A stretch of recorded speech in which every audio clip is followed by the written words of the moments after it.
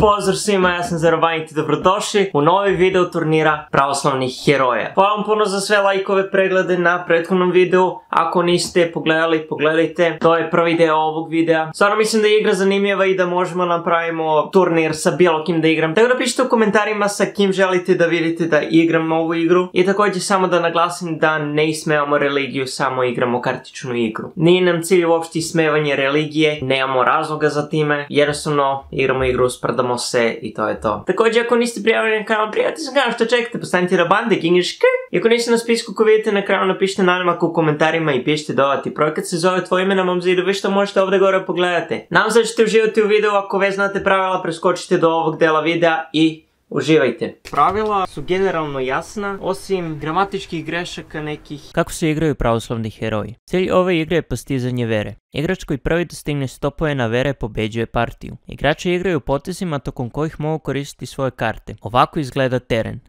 Građevine.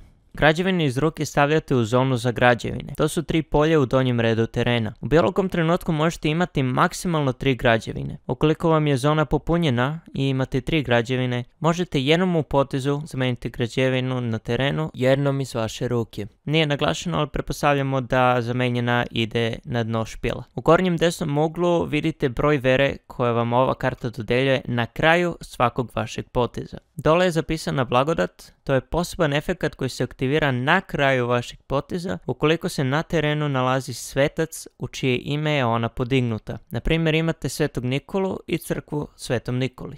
Molitve.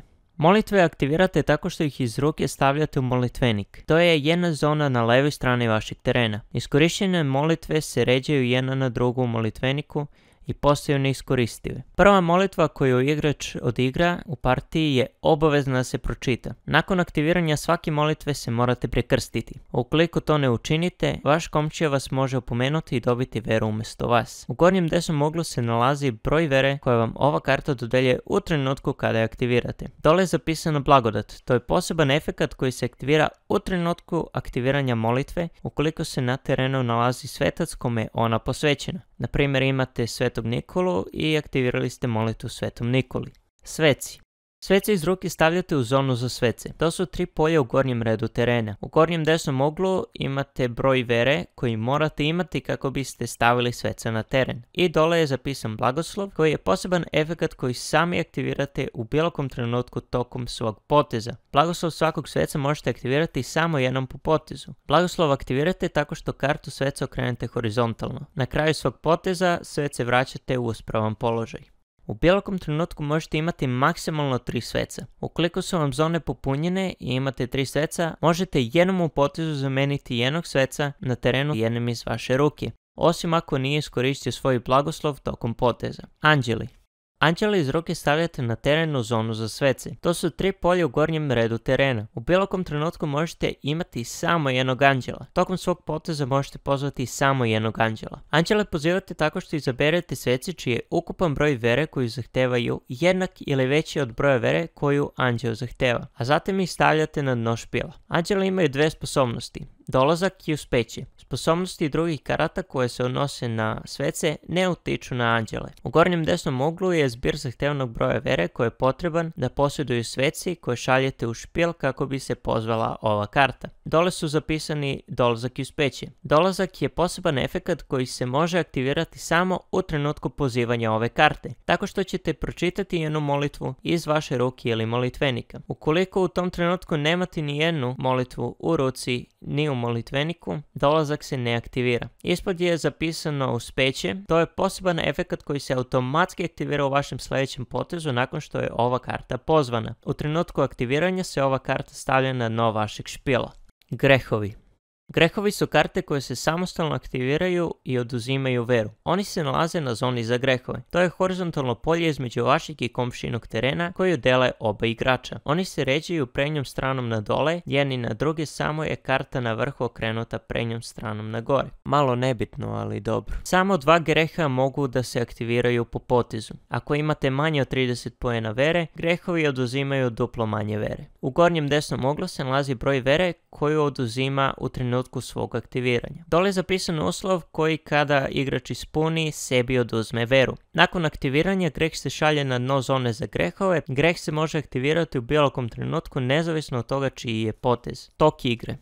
Igru započinjete tako što oba igrača promešaju svoje špilove i zatim daju jedno drugom da ih preseku. Svoje špilove stavljaju na teren kao i grehovi. Čiji grehovi se stavljaju na teren zavisi od dogovora. Oba igrača se moraju dogovoriti oko toga ko igra prvi. Ukoliko ne mogu da se dogovore, oboje gube partiju. Oba igrača zatim vuku po 6 karata iz svog špila. Ukoliko su nezadovoljni kartama koje su povukli, mogu bilo koji broj karata iz ruke poslati na dno špila i povući isti toliki broj karata sa vrha svog špila. Igrač koji igra prvi ne vuče kartu na početku prvog poteza. Tokom poteza igrač postavlja građevine, svece i tako dalje. Kada igrač odluči da završi svoj potez, on to najavljuje i obračunava sve efekte građevina sa svoje strane terena. Nakon što igrač sračuna i dodeli veru od građevina i aktivira i razreši njihove blagodati, igrač proverava koliko karata ima u ruci. Koliko ima više od 8 karata, uzima po odabiru karti iz svoje ruke i šalje ih na dno špila, sve dok nema 8 karata u ruci. Nakon toga, red na igru prelazi na drugog igrača. Drugi igrač povlači kartu i igra svoj potez. Igra se ovim tokom nastavlja sve dok neko ne dostigne 100 poena vere. Istog trenutka kada neko dostigne 100 poena vere, igra se završava i pobeđuje onaj koji ih je dostigao. Pobjednik je dužan da čestita protivniku na dobro odigranoj partiji. Ukoliko to ne učini, njegova pobjeda je anulirana. Svaki efekat koji vam dozvoljava da uzmete kartu iz špila ili je iz njega aktivirate, vas obavezuje da nakon toga promešate špil. Napomena da Sava i ja, pošto prvi put igramo, nismo baš poštovali sva pravila. Uživajte.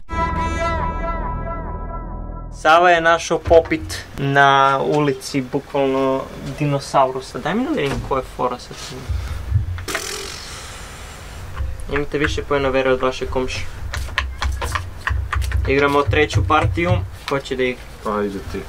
Igram Apostola Petra i Pavla i Svetog Simeona. Završavam potez. Ja ću igram crkvu Svetog Dimitrija i crkvu Svete Petke i to mi daje 5 poena ukupno, to je tebi dalo 6 poena, znači imaš više poena od mene, znači oduzimijete se 10 Kakva pučka. Kakva pučka. Blud. Au, Savo i banj. Posjedujete na svojoj strani terena kartu koja je vlasništvo vaše komšije ili ste tokom svog poteza uticali na komšijine karte. Ću igram molitvu Vasilija Ostroškog. Sveti Vasilije veliki, ugodni Božju, pomozi svima i viteže i našem. Amin. 60 poena si ga vraćam nazad na 6. Igram Svetog Savu. Jao, sa Svetim Savom. Aktiviram ga i hoću da ti uzmem ovo. Prekršio si greh. Ček prvo da dodam poenu. Džabe će gi dodeš. Svi će ti od. 8, Ovo je opasan. minus 14, to je minus 1. Dobili ste 8 ili više poena vere. Ok, izbacujem Apostola Mateja. Blagoslov je da izvučem iz špila u ruku sveca koji zahteva 8 ili manje poena vere. Da, dodajem si ti. Ja nisam vuku kartu. Samo uvijek zaboravi da vuče kartu. Meni nije jasno kako. Znači ja je Sveti Metodije. Opet Svetog Metodija. Samo imaš li ti neku drugu kartu? Objasni mi ovaj blagoslov, ali dodajem 4 poena svakako ili dodajem... Dodajte sebi 4 poena vere ukoliko na vašoj strani terena posjedujete Svetog Ćirila. Dodajte jednu građevinu iz vašeg špila u ruku, zatim promešajte vaš špil. Ne samo ako imaš. Ali mislim da dobijaš samo 4. Ne, pa na obe karte piše. Dobro, ne znam, možda. 8, minus 10, to je minus 3. Savo, baš si grešnik. Zavist, imate manje poena od vaše komšije. Savo, loše ti se piše. Koliko imaš poena? 9. Dobro. Bacam Svetog Ignjatija i aktiviram molitvu Svetom Ignjatiju. Se prekrstimo. Dobijam 3 poena i 3 poena zbog molitve, plus 6, plus 3 od građevine. Svršavam svoj potez. Nešto bacam molitvu Svetom Savi. Veliki ukrasi među sveteljima, bogomudri, oče Savo, molim ti se mi sluge tvoje, molimo ti se mi da se s njima spasu oni koji slave uspomenu tvoju. Amen. Tu. I to mi daje 4 poena i on mi daje 3 i 2 i 3. To je 6, 4, 10, 12. Koliko imaš poena? Čekaj, trebam da izvučem kartu. Dobro. Ne, izvučeš na početku, ne na kraju. Imam 9 poena. Ja imam 18, aktivira se zavisi. -6. Reši. Dobro, bar više nisam u negativu. Pohlepa, odigrali ste 2 ili više karti. Crkvu Svetog Dečanskog. Aktiviram Svetog Ignjatija koji šalje ovaj greh na dno. Mi se ne sviđa. I dodaje mi 5 poena, znači plus 5 poena, plus 6 od ovoga. Odigrali ste jednu ili nijednu kartu tokom vaših poteza. Evo, vraćam ti ovo i stavljam Crkvu Svetog Ćirila i Metodija. A ček, mogu da aktiviram ako je samo jedan svetac? Da. I znači trebam jednog sveca koji zahteva 5 ili manje poena da dodam kod sebe u ruku. Pitam se ko će to da bude. Metodija. Sveti Ćirilo. Ćao! Čekaj, ja opet... Ali ne mogu da ga napadnem nekako majkom. Ali sada, bacam molitvu Ćirilu i Metodiju. Dobijamo od toga 4 poena i od ovoga 4 i od ovoga 4 to je 12 i od ovoga 3 i od ovoga 3 to je 6, to je ukupno 18 i od ovoga 2 to je 20. Ja igram Kneza Lazara. Opa! Aktiviram i molitvu Knezu Lazaru. Izaberite jednu građevinu sa komšijenim stanjem terena, stavite je na vrh njegovog špila. Gdje ti je Ćirilo Metodijeva crkva? Nećeš vam. Dobijem 3 poena od molitve. Aktiviram Kneza Lazara koji mi dozvoljava da uzmem razliku broja poena između moje i tvoje karte. U principu sve imaju manje od 8, tako da dobijam 12 poena vere od toga. Pa i ovaj greh ću pošaljem na dno. Ti možeš svaki potez da šalješ greh na dno. Bukvalno. Kako je to fair? Pa ne znam. I dobijam 6 poena od ovoga i završavam potez. Ti vučem. Opa. I aktiviram ovo. I trebam da nađem neko ko ima manje od 5 poena. A i koja je fora da ga stavim na vrh špila, zar ne treba na dno špila? Šta je greh? Zbir karata na terenu i ruci. Veći od komšija. Au. Jajks. Jajks. 4, 4, 8 i ova 10, 16 su. Koliko ti imaš poena? Sveti Savo, 55. 39. Ok, žrtvujem Mateja da aktiviram Stefana Dečanskog. Što završavam svoj potez, 6 poena. Čekaj, mogu opet da si dam 12 za Kneza Lazara. Ne, to nije fair. Bi ga stavi veće karte, onda ću manje poena dobijem. I aktivirao si greh. 1, 2, 3, 4, 5, 6, 7. Ti imaš 1, 2, 3, 4, 5, 6 i koliko karata u ruci? 5. Znači oduzimati se 40 poena.